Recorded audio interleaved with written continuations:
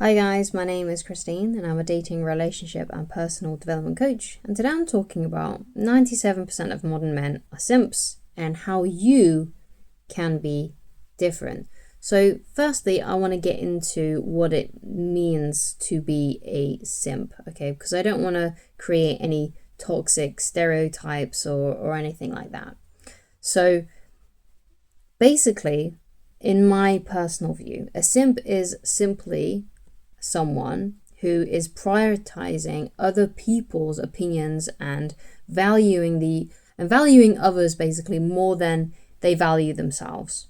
Okay, so how would this look like? What could this look like in a man? Okay, so if you're a guy that's a simp, then one of the things that you might do is you might chase after a woman who you know is not interested in you because maybe she's friend zoned you, or she's rejected you in some way and you still pine after her, you're still trying to win her over in some way.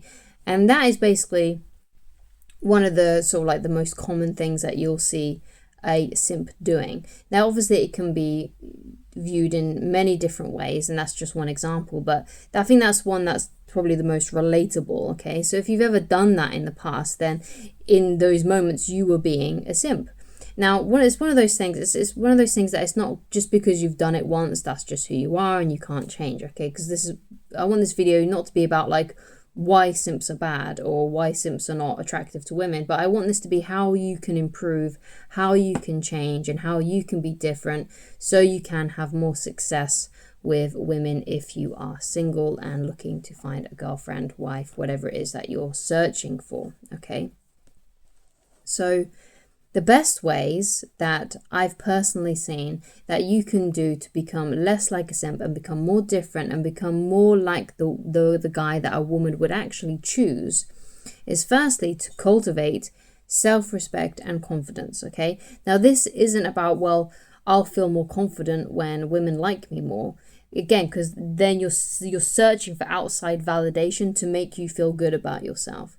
It's all about building a confidence and feeling that self-respect first and building that within yourself and within your own life without the external validation of others. Because when you start building self-respect and confidence, you may not see much outward changes straight away, especially if you've been behaving like a simp, for example, for a long time. You may not see much results to begin with, but it's one of those things that you have to sort of build and cultivate over time, until you genuinely feel confident within yourself, and how you feel about yourself and how you feels more important than trying to seek validation of other people.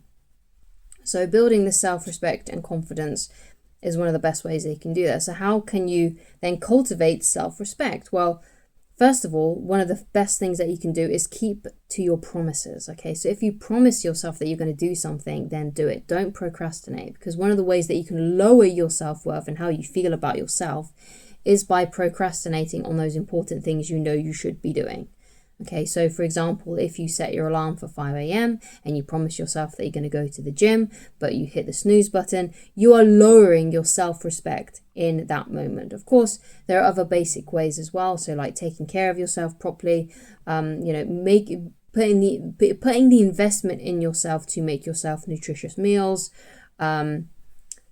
feeding your mind maybe with knowledge if you're trying to learn a skill, or you just want to be a learner, you just like learning stuff, just putting investments into yourself, because then you'll be seeing that you are worth it. If you put an investment into yourself, you're showing to yourself that you are worth it. And that investment might be making yourself a nutritious meal. It might be going to the gym and sticking to your word and sticking to your promises that you've made to yourself. It could be just taking care of yourself in very general, basic ways. Or it could be investing your time in reading books, or listening to educational podcasts and things like that, or watching videos like this one. It might not be my videos, but it could be other people's videos as well. But it's all about investing into yourself, and it shows self-respect, okay? And as you can see, that's got nothing to do with women. It's got nothing to do with that world, right? It's all about your inner world and how you treat yourself, okay? Which I know sounds very cliche and stuff, but it's true. Okay, that's the best way that you can garner self-respect. Now, confidence again, what that kind of goes in alignment with that. The more you do things that builds your self-respect, also builds your confidence as well. And there's a quote that I really love by Dale Carnegie that I talk about all the time about confidence, and that is, in action breeds doubt and fear. Action breeds confidence and courage. If you want to conquer fear, do not sit at home and think about it. Go out and get busy. So what does that mean? Well, it means tackling your goals. It means keeping those promises to yourself that you know you should be doing. It means taking action. Like if you know you should be, let's say you've got a business idea, or perhaps you want to write a book or something like that, and you want to be doing that, but you're not, and you're ignoring it and you're procrastinating, the best thing for you to do is to take action on those so you can build your confidence and courage, because taking action, or action, breeds confidence and courage. So if you want to feel more courageous, if you want to feel more confident, take action on your most important goals for yourself, okay? So that's how you can create self-respect and confidence, okay? And as you can see, nothing to do with women, okay? The next point does have more to do with women, and that is to have standards, okay? So one of the things that you may see a simp doing, or someone who is simp-like, when they go out on a date with a woman, they may find her extremely beautiful, but perhaps there's a lot of red flags there. Perhaps she's saying a lot of things that maybe make him feel a bit uncomfortable. But he continues to date her. He continues to see her. He may even end up in a relationship with her because he's so desperate for love and connection and romance, and he doesn't have any standards whatsoever. His only standard is that she's good looking, and that's about it. Okay, so that's just an example. That may not be you. It's just an example of how you may see that sort of behavior play out. Okay, the opposite of what I want you to have. So, but if you have standards and you know exactly what it is that you want in a woman, especially when it comes to those really important deal breakers, you know, so for example, you want a woman that's faithful. You may want a woman that's kind and nice to other people. And of course, as well, you may want a woman, especially, you know, who you're very attracted to. But if you don't have any standards and you go out on a date with a woman who maybe has most of the things that you want, but you notice that she's being mean to others, perhaps she's really rude to let's say you meet at a restaurant or something, and she's rude to the waitresses or something like that, or she can just tell she's not very kind, perhaps she's very judgmental or something like that, and she's just saying nasty things about people. If you're a simp and you don't have any standards, you may let that slide and just be like, well, you know, well, at least she's hot, at least she's paying attention to me. You know, it's one of those sort of things, okay? So you got to really stand by your standards on what it is that you want in a woman. Because then when you go out on a date with a woman, and let's say it's the woman who's mean, who's not being very nice to people, and yes, she may be beautiful, she may have a lot of potential, but you assume that the way that she is now is how she's probably always going to be, because people very rarely change themselves. So you decide that you're no longer going to date her, and you may say something to her like, well, good luck with your dating at the end of the night, or something like that, to let her know that you're no longer going to see her. And that will make you feel really awesome about yourself, because you've finally rejected a beautiful woman. You finally decided that I'm not going to just let her looks or her potential cloud my vision of what it is that I want. And so I've rejected a beautiful woman. I've rejected a woman that I probably in the past would have carried on dating, even though she's displaying a lot of red flags that I don't like. But now I have this new version of myself, this version of myself that's not a simp, this version of myself that has standards, that knows what it wants. It makes you feel powerful, okay? And it makes you feel even more self-respect and confidence in yourself, okay? And you're pruning away that simp-like mentality, okay? So have standards, know what it is that you want. Now, when I say as well to have standards, it's important to distinguish what's really important and what's maybe not so important. So for example, let's say, yes, having a woman who's faithful is extremely important. Having a woman who's kind to you and kind to others is important. Having a woman who's quite nurturing and that being quite gentle is important to you.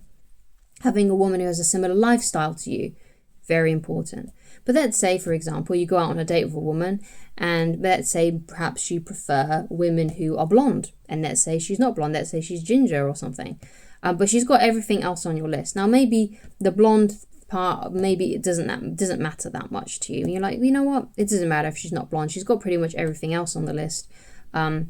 So that it's one of those things that doesn't matter unless it really is important to you. Like if it's really, really important that she's blonde and that you feel that way, then fine. Okay. Another example of this might be, let's say she doesn't like the same music as you. Now, let's say that's not really that important to you. Yeah, you know, it kind of be a bit annoying to have to play some of her songs in the car sometimes, but it's not a big deal unless it is a big deal. Okay, because maybe you're a big fanatic of a certain band and that's the only kind of music that you like to listen to and it's part of your lifestyle because you go to their gigs and stuff like that and it's just part of who you are. Then obviously then that needs to be re-looked over, and maybe that is something that's extremely important to you because it's part of one of your major passions and hobbies. So you've got to realize and distinguish, and it's going to be very individual for every guy watching this, what's important to you and what's maybe something that you would like but is not as important. Okay. And I think usually the personality traits and how attracted you are to a woman is probably most important to your standards. But like I said, it's going to be different for every guy watching this video. But you've got to know what those are. So what I would recommend that you do is write a list. Write a list of things that you want in a woman and write a list of red flags that you definitely do not want. Okay? And once you know what that is, then it's going to be very clear to you and you can read it, you know, before you go out on a date. So you can refresh your memory of what it is that you want and what you don't want. So when you go out on a date with a woman, you'll be able to know and judge her by that list. Okay. It may take a few dates to really get to know her, but you've got the list and you know what it is that you want. And it doesn't matter if you end seeing her on the first date or in a few dates in advance. The most important thing is that you stick by your standards. Okay. And that's one of the ways that you can stop being a simp if you feel like that's been part of your behavior recently. So another thing that can happen as well, another thing that you can start to cultivate rather, is having more self-control. One of the things that simps do not have is much self-control, especially when it comes to women that they are simping over. Okay, because like I said, you know, that beginning example of you know, if a guy is chasing a woman who has displayed in the past that she's not interested, okay, he has no self-control because he can't help but still try and make things happen with her to, you know, because of this lack of self-control. Like he has to keep on, like he can't let her go, okay?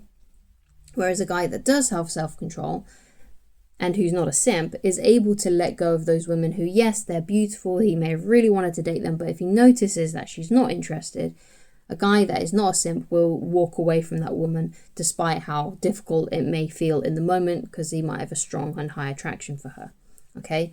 But he has the self-control to not keep on chasing after her. Other things as well might be if you can control your sexual urges, like for example, you refrain yourself from watching pornography, things like that. You've got obviously self-mastery too, which we've already sort of dived into a little bit.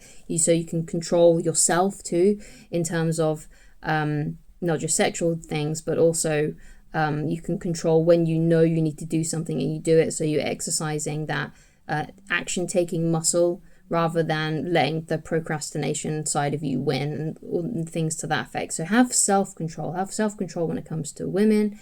And have self-control when it comes to your sexual urges, have self-control when it comes over to yourself as well, okay? Which, you know, self-control sort of, you know, kind of gives that away anyway, the word self-control. So the next thing that I want to get into as well, that very few simps do, and that is become a leader. Many simps are actually just followers. You know, they look to other people of what they should think. So, for example, let's say you have a political opinion, but you're unsure if, like, let's say, like, there's an influencer that you watch has the same opinion. Okay, so you're like, well, should I have this opinion, or should I go and see who my favorite influencer is and see if they've got the same opinion as me? And if they have the same opinion, then great. But you know what? Maybe I'll change my opinion if their opinion is different because I value their opinion more than I value my own opinion. And that's one of those, again, diving into that sort of simp-like mentality of prioritizing what other people think over what you think, okay? You're the master of your life. You don't have to look to others on what to think. Maybe you also use like ChatGPT to like ask what ChatGPT thinks about something so you can get a view. You know, you're allowed to have your own opinions, okay? But anyway, let's talk about becoming a leader. Okay, so this is one of the ways that you can stop becoming a simp too and become more of a leader of men and also more attractive to women. And that is, leadership is simply about just going first. It's about being the first one to do something. So the way that you can apply this with your friends, so you can become a leader of maybe your friendship group, is when you're deciding on what you guys should do and where you should hang out, just come up with the suggestion first. It doesn't matter if they go along with it. Just simply because you've come up with an idea first puts you more into a leadership position. Okay, so it's all about that, and you can apply that when you're at work. And the way that you can apply that when you're with women is, when you're finding out, when she's available and stuff to hang out and to go on dates and stuff, come up with a time and a place to meet. So if she tells you like, oh, I'm free on Saturday, you're like, great, how about we meet here at this place at this time? And that shows that leadership energy and that decisiveness, okay? Because what a lot of leadership is decisiveness, but it's also about putting out your suggestion first, not first being like, oh, what do you want to do? Well, I don't know what to do. What do you think we should do? Sort of that sort of like mentality and that sort of way of going about things. So if you can cultivate this leadership energy of being able to like just come up with something, even if they don't like it, they'll let you know about it. If a woman doesn't like the plan that you've laid out and suggested to her, she'll either just say that you should come up with something else, or maybe she'll come up with something, or she'll let you know if she doesn't want to do what you want to do.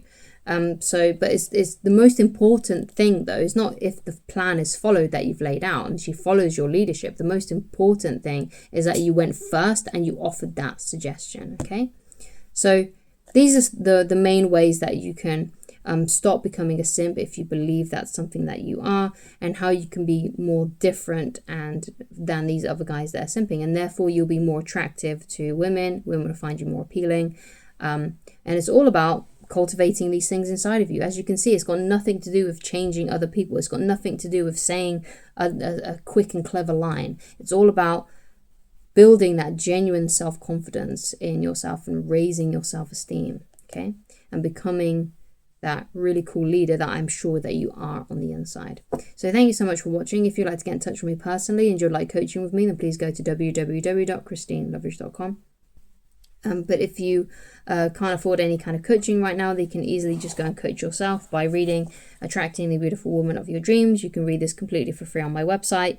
All you have to do is go to www.christineloveridge.com, click on the menu, and then scroll to the book, and it'll take you straight to the PDF reader where you can read it 100% for free. So thank you so much for watching, and I shall talk to you again very soon. Goodbye.